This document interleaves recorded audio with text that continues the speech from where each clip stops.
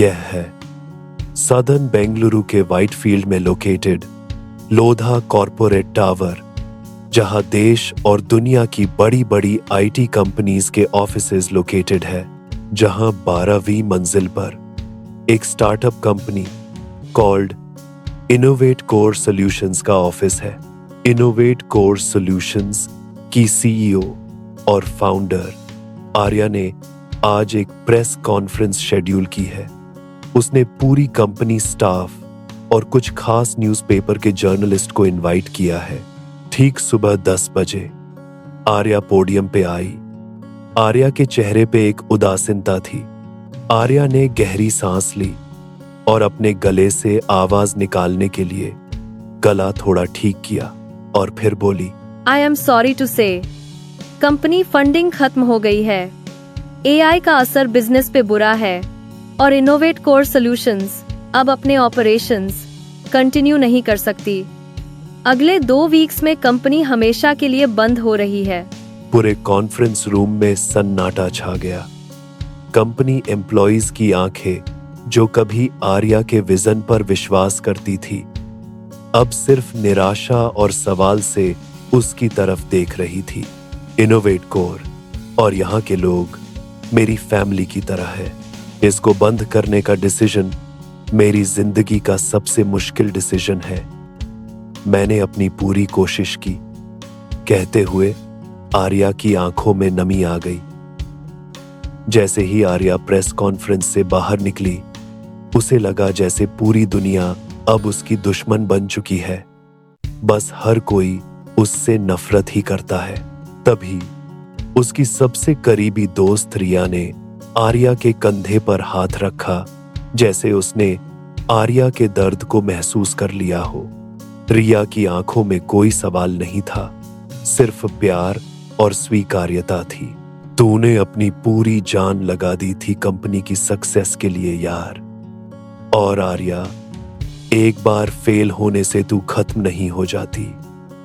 आर्या के चेहरे पर थोड़ी राहत आई, लेकिन दिल का बोझ अभी भी वैसा ही था। आर्या ने कहा, थैंक्स रिया, अगर तेरे जैसे दोस्त न होते तो पता नहीं मैं क्या करती। चल, मैं घर के लिए निकलती हूँ। आज बहुत ही ज्यादा थक चुकी हूँ। कभी अपनी आईटी कंपनी की सीईओ, आज उसके पास बस कंपनी की कुछ अच्छी यादें और अनपेड बिल्स थे। निवेशक चले गए थे, टीम बिखर गई थी, सालों की मेहनत का कोई भी रिजल्ट नहीं आया था और उसके फोन की स्क्रीन पर शशि के मैसेज लगातार आ रहे थे। उसने मैसेज देखे, लेकिन उसे लगा कि उसकी असफलता ने उसके रिश्ते को भी इम्पैक्ट कर दिया है। आर्या को बस घर पे अकेले ही रहना था। जिस सोफे पर बैठकर कभी उसने इनोवेट कोर सॉल्यूशंस के लिए बड़े बड़े प्लान बनाए थे, आज वही सोफा उसे अपनी असफलता का गवाह लग रहा था। उसने मन ही मन सोचा, शायद मैं उतनी काबिल कभी थी ही नहीं। फोन पर शशि के मैसेज थे, आर्या, मैं तुम्हारे साथ हूं, मैं आ जाऊं, प्लीज बात करो। उसने मैसेज देखे, लेकिन जवाब देने की हिम्मत नहीं हुई। थकान, निराशा और अकेलापन, ये तीनों भावनाएं मिलकर आर्या के दिमाग में एक तूफान मचा रही थी। वह धीरे धीरे किचन की तरफ बढ़ी। काउंटर पर रखे पानी के गिलास और पास में रखी नींद की गोलियों की बोतल पर उसकी नजर गई। उसका दिमाग सुन्न हो चुका था। उसके दिमाग में सिर्फ एक विचार चल रहा था, उसने कंपनी शुरू ही क्यों की थी, कुछ और ही कर लेती। उसने गोलियों की बोतल को अपनी हथेली में लिया। उसका दिल जोर से धड़क रहा था, जैसे उसने हार मान ली हो। उसने बोतल उठाई और बिना सोचे समझे एक के बाद एक गोलियां निगलना शुरू किया। बाहर हो रही बारिश की आवाज उसके कानों में फीकी पड़ गई और धीरे धीरे आर्या के चारों तरफ अंधेरा छा गया। कुछ समय के बाद जब उसकी आंखें खुली तो वो अपने घर में नहीं थी। उसके चारों ओर किताबों की लंबी कतारें थीं। हवा में पुराने पन्नों और मिट्टी की खुशबू थी। यह कोई साधारण लाइब्रेरी नहीं थी। यहाँ की हवा में एक शांति और सुकून था जो आर्या को बहुत समय से नहीं मिला था। हर किताब की जिल्द पर अनोखी नक्काशी थी। थोड़ी देर बाद जब आर्या ने पीछे मुड़ के देखा तो एक बुजुर्ग लाइब्रेरियन, जिसकी आंखों में गहरा ज्ञान झलकता था, उसे देख रही थी। बुजुर्ग लाइब्रेरियन आर्या के पास आई और उसने धीरे से उसे कहा, वह जो किताब सामने टेबल पर पड़ी है वह तुम्हारी किताब है। आर्या ने सामने पड़ी किताब को क्यूरियोसिटी भरी नजर से देखा। लाइब्रेरियन ने कहा, अगर तुम डिफरेंट लाइफ चॉइसेस लेती तो तुम्हारी लाइफ कैसी होती? इस किताब में तुम्हारी वो जिंदगियां हैं, इन्हें जियो और तुम खुद डिसाइड करो तुम्हारे लिए क्या बेटर होता। लाइब्रेरियन ने आगे कहा, जैसे ही तुम अपनी करंट लाइफ को हेट करने लगोगी, तुम तुरंत ही अपने आप को वापस इस लाइब्रेरी में पाओगी। फिर तुम अगर चाहो तो अपनी जिंदगी का नेक्स्ट पन्ना पढ़ सकती हो। आर्या ने किताब को छुआ और एक हल्की गर्माहट महसूस हुई।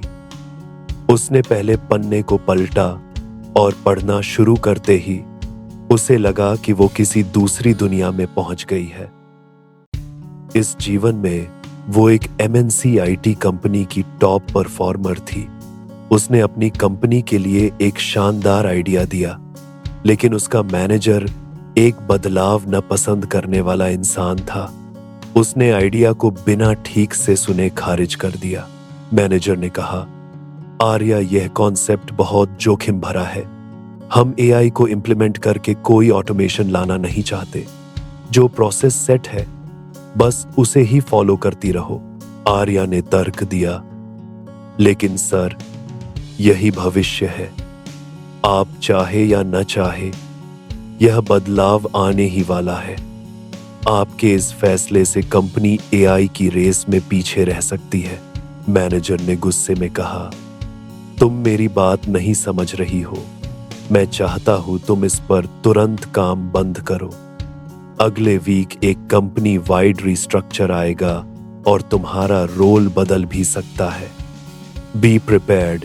आर्या बहुत ही अपसेट होकर मीटिंग रूम से बाहर निकली और अपने आप से बोली, आज अगर मेरी खुद की कंपनी होती तो मेरे आइडियाज इंप्लीमेंट करने से मुझे कोई रोक नहीं सकता था। I hate my current life. Arya ने किताब को धीरे से बंद किया और गहरी सोच में पड़ गई। लाइब्रेरियन ने धीरे से कहा, इस जीवन में तुम्हारे पास अपने काम पर नियंत्रण नहीं था आर्या। तुम्हारी योग्यता होने के बावजूद तुम्हारी जिंदगी की दिशा किसी और के फैसलों पर डिपेंडेंट थी। आर्या ने अपना सिर झुका लिया। लाइब्रेरियन ने कहा, जब तुम्हारे पास अपने काम करने के फैसलों का नियंत्रण नहीं होता तो तुम्हारी योग्यता का कोई मोल नहीं रहता।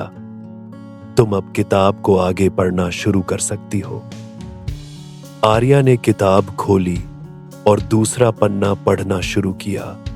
वह वापस एक अलग दुनिया में जा चुकी थी। अगले पन्ने पर आर्या अब एक मशहूर एक्ट्रेस थी। जब उसने बेस्ट एक्ट्रेस का पुरस्कार लिया तो तालियां गूंज उठीं और उसकी सुंदरता की वाहवाही होने लगी। आर्या के ऑटोग्राफ और इंटरव्यू के लिए लोग घंटों तक लाइन लगाए उसकी वेट करते रहते थे। अवार्ड सेरेमनी के अगले दिन सुबह आर्या ने बड़े खुश होकर न्यूज़पेपर पढ़ना शुरू किया। उसे यकीन था पूरी दुनिया में उसके काम की तारीफ की खबर छपी होगी, लेकिन जो न्यूज़पेपर में छपा था वह पढ़कर आर्या के होश उड़ गए। उसके ही सबसे करीबी एक्टर और एक्ट्रेस, जिन्हें वह अपना दोस्त मानती थी, उन्होंने पेपर इंटरव्यू में आर्या की सफलता को सिर्फ एक तुक्का बताया और आर्या की सक्सेस के लिए सिर्फ उसकी कुछ फेमस लोगों से करीबी को कारण बताया था। जिन्हें वो सच्चा दोस्त मानती थी वो सब बदल गए थे। अब किसी भी रिश्ते पे आर्या को भरोसा नहीं रहा था। सब मेरी सक्सेस से जल रहे हैं। कोई भी सच्चा दोस्त नहीं होता। I hate my life. Librarian ने कहा, इस जीवन में तुम्हें फेम और सक्सेस की कमी नहीं थी, पर तुम्हारा कोई भी रियल दोस्त या तुम्हारा किसी से कोई मीनिंगफुल रिश्ता था ही नहीं। आर्या ने अग्री करते हुए चुपचाप सिर हिलाया। फिर उसने हल्के से मुस्कुरा के पूछा, तुम तैयार हो अपनी अगली जिंदगी जीने के लिए? आर्या ने किताब का नेक्स्ट पन्ना पढ़ना शुरू किया। तीसरा पन्ना खुला। इस जीवन में आर्या एक नेशनल लेवल की टेनिस प्लेयर थी, लोकप्रिय और अमीर। हर जीत के साथ उसका नाम ऊंचा होता गया। स्टेडियम में भीड़ चीयर कर रही थी, आर्या आर्या, और वह खेल रही थी। अपने देश का गर्व थी आर्या। आर्या टेनिस का सबसे इंपॉर्टेंट टूर्नामेंट जीत चुकी थी। सभी टेलीविजन चैनल्स पर बस एक ही नाम लिया जा रहा था, आर्या। टूर्नामेंट के करीब 1.5 साल बाद एक रात प्रैक्टिस से घर आते समय सड़क पर एक कार दुर्घटना ने आर्या की जिंदगी में सब कुछ बदल दिया। जब आर्या होश में आई तब डॉक्टर ने बताया एक्सीडेंट से उसका लोअर बैक परमानेंटली डैमेज हो गया है। अब टेनिस खेलने की क्षमता वो हमेशा के लिए खो चुकी है। यह ख्याल से ही आर्या का दिल डर से कांप गया था। आर्या ने अपना पूरा जीवन सिर्फ टेनिस के बारे में सोचा था। वह अपनी लाइफ के लिए नई डायरेक्शन ढूंढने में काफी स्ट्रगल कर रही थी। उसने फिटनेस से अपना मोह मोड़ लिया। फैंस भूल गए थे और स्पॉन्सर्स चले गए थे। डिप्रेस्ड आर्या खाने में सुकून ढूंढने लगी। डायबिटीज, ब्लड प्रेशर, जोड़ों का दर्द, ये उसकी नई हकीकत थे। एक दिन अपने आप को आईने में देखकर बोली, ना कोई करियर, ना fitness, I hate my life. यह बोलते ही आर्या वापस लाइब्रेरी में आ गई। आर्या चुपचाप बैठी है, किताब अभी भी खुली है। लाइब्रेरियन ने धीरे से आर्या की ओर देखते हुए कहा, आर्या, क्या अभी के जीवन में तुम्हारे पास अपने करियर पर नियंत्रण है? क्या तुम्हारे पास कुछ सच्चे दोस्त हैं? क्या तुम्हारी सेहत अच्छी है? उसकी आंखें झुक गईं। वह जान गई थी अभी जो उसके पास था वो बहुत कीमती था। उसे समझ आ गया था कि उसके हर जीवन में कुछ न कुछ अधूरा था। लाइब्रेरियन ने उसका हाथ थामकर कहा, अगर ये तीनों चीजें, अपने काम पर नियंत्रण, सच्चे दोस्त और अच्छी सेहत, तुम्हारे पास हो तो छोटी मोटी असफलताओं का सामना तुम कर सकती हो। भागो मत अपने जीवन से।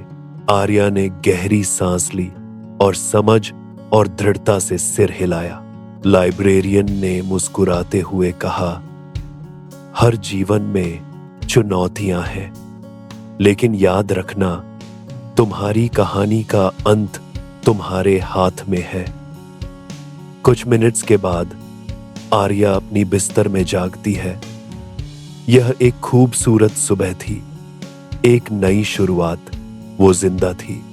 उसके पास एक और मौका था। उसने शशि को फोन लगाया और मिलने के लिए उन दोनों के फेवरेट कैफे पे बुलाया। कॉफी पीते हुए आर्या ने कहा, मेरा स्टार्टअप फेल हो गया, लेकिन बिजनेस चलाने के बारे में बहुत सीखा। अब मैं वह फेलियर पीछे छोड़ चुकी हूं। तुझे पता है ना, मुझे फिटनेस अवेयरनेस के बारे में कितना इंटरेस्ट है। उसने आगे कहा, मैं सोच रही हूं कि मैं नई सुबह वेलनेस नाम का एक नया वेंचर शुरू करूं, लोगों को हेल्दी लाइफस्टाइल सिखाने का। शशि ने उसका हाथ थामकर कहा, मेरा सपोर्ट हर कदम पे तुम्हारे साथ है। दोनों ने नए वेंचर के बारे में डिटेल प्लानिंग की और बिजनेस प्लान्स बनाए, और आर्या के चेहरे पर एक अलग ही चमक थी। उसे लगा कि यह उन दोनों के रिश्ते के लिए भी एक नई शुरुआत है। कुछ हफ्तों बाद वो फिर से काम में जुटी थी। रिया का साथ हमेशा से था। उसके पास एक नया आइडिया था, सपोर्टिव दोस्त थे और एक नया आत्मविश्वास था। एक असफलता अंत नहीं होती। इस बार वो ज्यादा मजबूत थी। आर्या ने एक छोटा सा कोवर्किंग स्पेस किराए पर लिया और अकेले काम करना शुरू किया। धीरे धीरे कुछ और नए लोगों को वह जोड़ती गई। वे सब मिलकर नई सुबह वेलनेस के सपने को हकीकत में बदल रहे थे। अगले 2 सालों में टीम और ग्रो हुई, नए क्लाइंट्स जुड़ते गए और कंपनी बड़ी होती चली। आर्या के लिए हर मुस्कुराता चेहरा उसके नए सफर का सबूत था। उसे पता था कि उसने अपनी कहानी का अंत खुद लिखा है। आर्या ने सिखाया कि जिंदगी की किताब के पन्ने पलटे जा सकते हैं। आर्या ने खुद तो अपना नया पन्ना लिखना शुरू कर दिया था, लेकिन अपनी कहानी से शायद हजारों और जिंदगियों को भी इंस्पायर किया है।